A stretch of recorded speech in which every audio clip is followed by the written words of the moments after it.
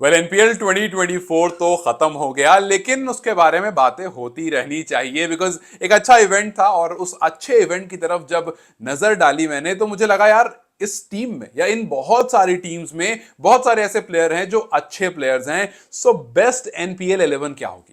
वो 11 खिलाड़ी जिनको आप चुन करके रखोगे और आप बोलोगे कि हाँ यार ये वाली 11 है ना, ये बेस्ट 11 और ये बेहतरीन 11 दिख रही है। हो सकता है कि मेरी 11 से आपके 11 में थोड़ा डिफरेंस हो सकता है बॉलर्स में आप किसी और को ऐड करो बिकॉज बॉलर्स में मैं थोड़ा डाउटफुल जरूर हूं, लेकिन रख दिया है। आप जरूर उसमें से अपनी 11 जो आपकी होगी वो मुझे कमेंट्स में बताना। सबसे पहले 11 का जो पहला पेयर होगा वो होगा ओपनिंग पेयर, और मुझे नहीं लगता है कि इस पूरे टूर्नामेंट में सुदूर पश्चिम रॉयल्स के ओपनिंग पेयर के अलावा कोई दूसरा ओपनिंग पेयर था जो जबरदस्त था, जो हर तरफ छाया हुआ था।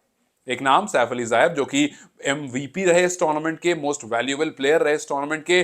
बैटिंग हो बॉलिंग हो हर तरफ से कमाल किया। 275 रन, 275 रन उन्होंने बैट से स्कोर किए और 12 विकेट उन्होंने ली। आप सोचोगे एक वो खिलाड़ी जिसका हाईएस्ट 90 है, जिसका जो ऊपर आता है टॉप ऑर्डर में बैटिंग करता है और फोर्थ हाईएस्ट रन गेटर है, वो 12 विकेट भी ले रहा है। जाहिर सी बात है यार एक ऐसा बंदा आप नहीं छोड़ना चाहोगे अपनी टीम में से। सो मेरे हिसाब से जो बेस्ट 11 है उसका ओपनर जो होगा वो सैफ अली जायब होगा इस पर्टिकुलर एनपीएल का। और दूसरा नाम जो होगा वो विनोद भंडारी होगा।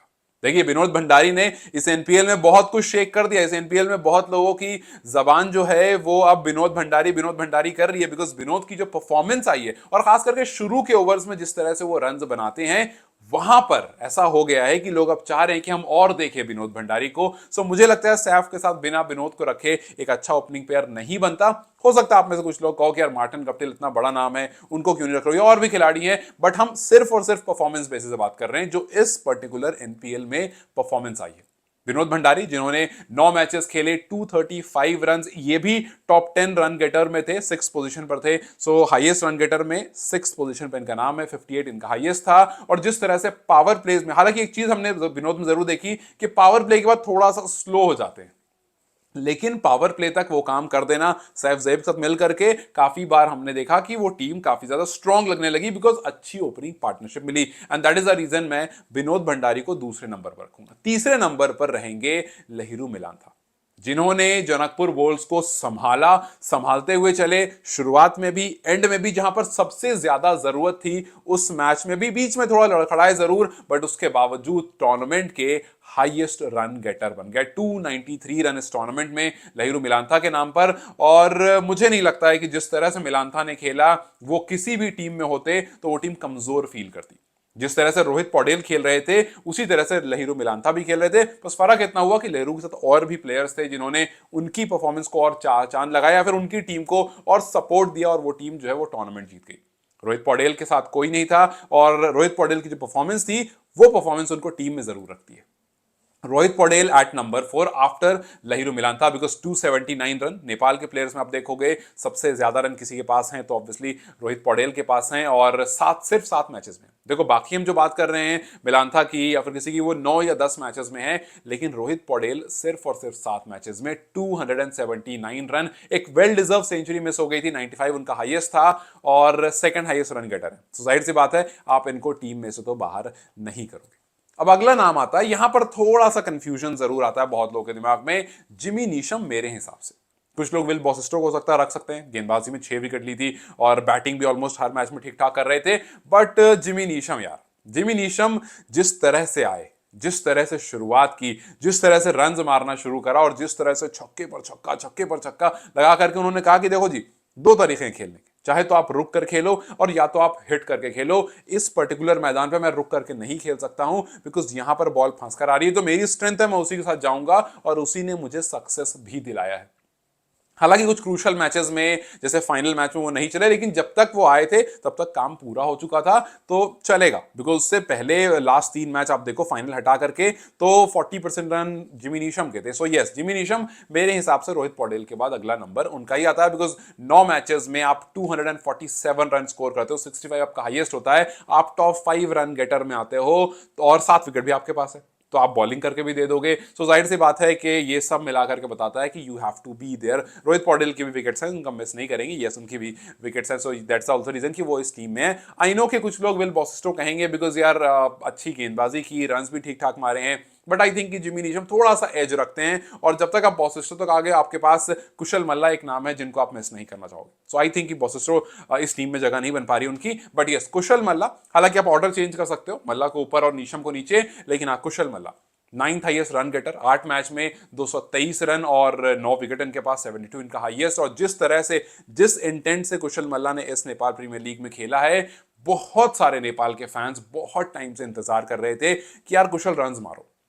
हालांकि कुशल में एक वो चीज वही रह गई, मैच फिनिश करने वाली चीज, जो नीशम और कुशल मल्ला को अलग बनाती है कि भैया रन्स दोनों ने किए, आपने सिक्सेस मारे, उन्होंने भी रन्स किए, उन्होंने सिक्सेस मारे, हालांकि कंपैरिजन में वो आपसे आगे जरूर हैं, लेकिन मैच फिनिश करने वाली जो चीज थी ना, वहां पर मल्ला काफी बार ऐसा लगा कि यार अपनी विकेट देकर चले गए। वही same long on long off, और उनका 2-3 सिक्स मारना, और उसका थोड़ी सी लेंथ में बॉलर को चेंज करना, और उस बॉल को भी आप उसके अंदर जाकर के सिक्स मारने की कोशिश करना, और चाहे तो लॉन्ग ऑन या फिर लॉन्ग ऑफ में आउट देना। और भी तरीके से आउट हुए हैं, लेकिन वो बड़ा कॉमन सा एक कुशल मल्ला का स्टाइल है आउट होने का। लेकिन आई थिंक कि जिस तरह से मल्ला ने खेला है बॉल से या बैट से, वो बेस्ट 11 में होना बिल्कुल ही डिजर्व करते हैं। अब आते हैं कप्तान की तरफ। अब लोग कप्तान में रोहित पौडेल की तरफ हो सकता है देखें, लेकिन मेरे हिसाब से दीपेंद्र सिंह आयरी। हाँ, माना कि दीपेंद्र सिंह आयरी के पास वो सब कुछ था, ओपनर्स, बॉलर्स, बैटर्स, और हर तरह से लोग परफॉर्म कर रहे थे, बट आई स्टिल थिंक कि रोहित पौडेल से बेहतर इस पर्टिकुलर, मैं compare as if national team की नहीं कह रहा हूं कि डीएस आयरी को कैप्टन बना दो, मैं ये जरूर कह रहा हूं कि डीएस आयरी ने इस पर्टिकुलर लीग में काफी अच्छी कप्तानी करी, बैटिंग भी अच्छी करी, बॉलिंग भी अच्छी करी, फील्डिंग भी अच्छी करी, लॉट ऑफ रन आउट्स भी करे। सो यस, डीएस आयरी ना ही इस टीम में होते हैं, बस इस टीम के कप्तान भी होना डिजर्व करते हैं। 9 मैचेस, 227 रन, 57 नॉट आउट उनका हाईएस्ट, और 6th हाईएस्ट रन गेटर, 9 विकेट भी उनके पास। कुशल मल्ला के काफी आसपास रहे, और ओमोडा गाड़ी भी लेकर गया, तो जाहिर सी बात है आप उसको तो बाहर बिल्कुल ही नहीं निकालोगे। So yes, he deserves to be there. अब आते हैं बॉलर्स की तरफ। सो बॉलर्स की तरफ आएंगे तो मुझे लगता है, हो सकता है कुछ लोग रिजान धाकल को ढूंढे, कुछ लोग सुहेल तनवीर को ढूंढे, वो भी टीम में हो सकते थे, हो सकता है आपकी टीम में होंगे, लेकिन मुझे लगता है, हालांकि मैं रिजान को भी रख सकता हूँ, रिजान वाला ऑप्शन है यहां पर, लेकिन मैं उनके साथ साथ किशोर महतो को देख रहा हूं। किशोर महतो 10 मैच, काफी क्रूशल, और मतलब एक ऐसा खिलाड़ी जिसको मैं नहीं जानता था, जिसको लोगों ने नहीं सोचा, नहीं परखा था, और वो आकर के पहले ही ओवर से कमाल करते हुए दिखाया उसने। 10 मैचेस में एक उनका मेडन ओवर भी आया था। मेडन काफी जरूरी होता है टी20 मैचेस में। सो यस, मेडन में लगातार मेंशन करूंगा, एक मेडन, 14 विकेट, और आपका बेस्ट 4 for 35, और आपकी इकोनॉमी 8 की। एज अ फास्ट बॉलर 8 की इकोनॉमी उन पिचेस पर जहां स्पिनर्स को ज्यादा हेल्प मिल रही है, I think is not very bad. ठीक है, 7 के आसपास होती ज्यादा बेहतर होता, बट 8 की economy I think he deserves to be in this particular team. फिर आते हैं उसके बाद the player of the tournament in terms of bowling, Lalit Rajbanshi. Lalit Rajbanshi क्या क्या खिलाड़ी है यार, मतलब 10 मैच, 5 मेडन डाले इसने, 17 विकेट लिए इसने, और इसका बेस्ट है 3 विकेट लेकर के सिर्फ और सिर्फ 8 रन, इकोनॉमी 5.3 की। सो आप तो बिना इनके तो जा ही नहीं सकते हो। सो यस, ललित राजवंशी का जो लेवल था वो यहां से अब यहां चला गया इस पर्टिकुलर लीग के बाद। So he definitely deserves to be there in this particular team. शुरू में आओ, विकेट लेकर जाओ, मिड ओवर्स में आओ, विकेट लेकर जाओ, जरूरत पड़े तो लास्ट में आओ, वहां भी विकेट लेकर जाओ, ये इनकी खासियत है। और इनको आप लेफ्ट राइट वाला इशू नहीं है कि भाई राइट हैंडर खेल रहा है तो ही लगाओ, लेफ्ट खेल तो नहीं लगाओ, ये लेफ्ट की भी गिल्लियां उतने अच्छे उखाड़ते हैं। सो यस, ही इज हेयर। उसके बाद अगला नाम पेसर्स में जाहिर सी बात है स्कॉट मैकलेगन, बिकॉज ये दोनों वो लोग हैं जो हाईएस्ट विकेट टेकर में थे। 17 विकेट ललित के पास भी है, 17 विकेट स्कॉट के पास भी है। 9 मैच, 1 मेडन इन्होंने भी डाला था, और 17 विकेट इनके पास है। 5 for 80 इनका बेस्ट, 5 भी इनको मिली, और फिर इकोनॉमी इनकी 7.2 की, which I think as a fast bowler is a good economy उन पिचेस पर जहां पर स्पिनर्स को हेल्प मिल रही थी। सो यस, पेसर में स्कॉट विल बी देयर। और उसके बाद जो इमर्जिंग प्लेयर था विपिन शर्मा, बिना उसके आई डोंट थिंक की टीम बनती। हालांकि कुछ प्लेयर आई नो हैं जो मिस आउट हैं, जिनको आप रखोगे, बट 11 बनाने के लिए मुझे लगता है यहीं पर चीजें जो है वो रैप अप होती हैं। So Vipin Sharma 8 match, 2 maiden, 13 wicket इनकी टोटल, और बेस्ट जो इनका रहा वो 3 विकेट लेकर 17 रन, 5.8 की इकोनॉमी, जो इनको काफी ज्यादा खतरनाक बनाता है कि भाई विकेट्स भी लेता है और रन्स भी नहीं लेने देता। So yes, I think this guy deserves to be there. I know कि कुछ लोग सुहेल तनवीर और रिजान धाकल को डालेंगे, हो सकता है और प्लेयर्स हों